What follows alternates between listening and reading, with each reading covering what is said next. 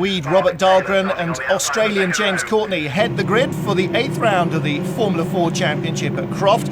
The Swede and the Australian, two of just 10 nationalities competing against the best of British youth in this Formula 4 series. The two Works Van Diemen's get away smartly from Anthony Davidson and Mark Taylor in the Megals on row 2 of the grid. The red car of Davidson, though, getting ahead of Courtney. So too, I think, did the number 13 machine of Mark Taylor from 4th on the grid. So Courtney and Dahlgren, the front row men, being split by the second row men. There they are. It's the Swede that leads. Robert Dahlgren from Anthony Davidson and Mark Taylor in 13. In 4th place, James Courtney, and he is struggling to hold off Peter Gray. No, in fact, that's Stefan Hodgetts who was trying to take 4th away from him. Hodgetts had started in 6th position, another of the Van Diemen drivers. Well, the two Megals, 2nd and 3rd there. Number 1, Anthony Davidson, ahead of the Fulmar Racing entry of Mark Taylor. And Taylor looking for 2nd place. Not content with following the red machine, he wants to get past Davidson and get onto the tail of Robert Dahlgren, the race leader, before he gets too much of a jump.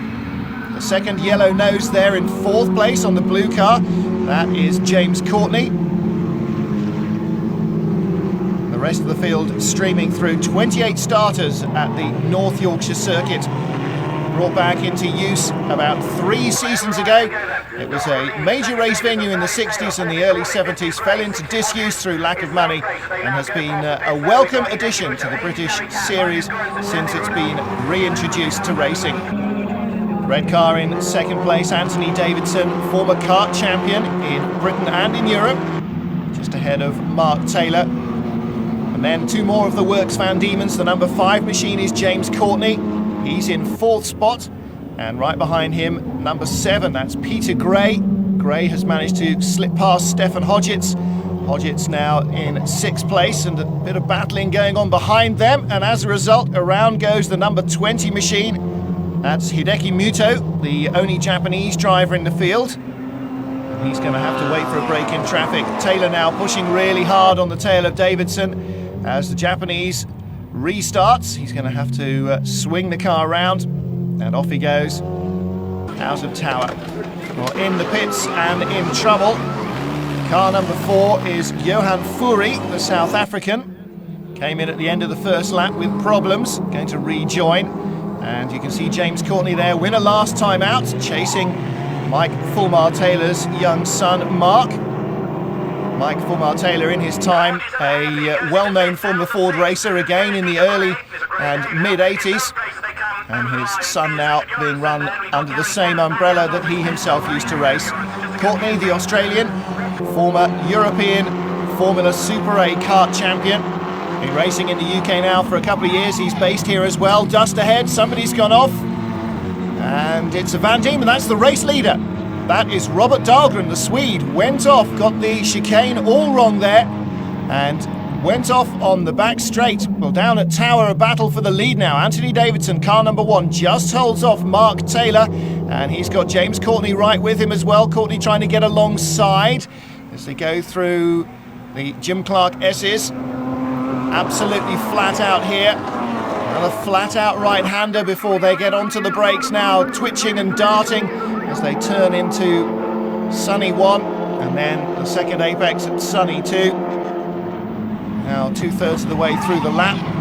We didn't quite see how that started, but the race leader under pressure, putting a wheel on the dirt as he ran wide out of the chicane. Robert Dahlgren rejoining there. And he'll have rejoined back down in 7th or 8th place. Well, further back, plenty more battling. Look at this, almost 3 abreast coming into the first turn. And just about keeping themselves apart there. Black and yellow car, 25, is Robert Bell. He's chasing Alan van der Merwe, the South African driver in the red machine, son of 80s sports car race Sorrel van der Merwe. And the young man clearly inheriting some of his dad's driving abilities as well. And they are squabbling just inside the top 10. Ahead of this battle, Danica Patrick leading Alex Kapadia, the American versus the Brit. Danica Patrick there in car 38.